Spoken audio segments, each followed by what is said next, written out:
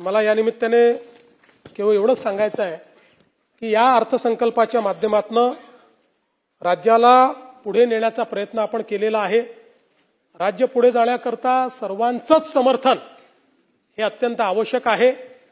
राज्यासमोर अडचणी आहेत, पुढे देखील येणार आहेत, पण तरी देखील मी सांगतो की या सगळ्या अडचणीत मी असं म्हणत नाही की राज्य खूप श्रीमंत आहे, राज्याची परिस्थिती खूप चांगली आहे, पण अडचणीच्या स्थितीतही मार्ग काढण्याची क्षमता या महाराष्ट्राकडे आहे। आणि म्हणूनच आजही देशाच्या इतर राज्यांच्या तुलनेत आर्थिक शिस्त पाळणारा राज्य म्हणून या महाराष्ट्राकडे पाहिलं जातं।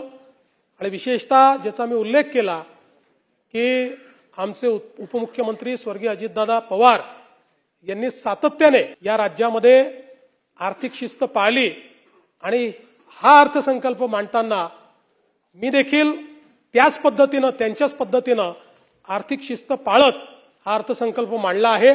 पण शिस्त पाळत असताना कुठल्याही प्रकारे महत्त्वाच्या गोष्टींवर कमतरता होणार नाही असा मी आपल्या सर्वांना या ठिकाणी आश्वासित करतो।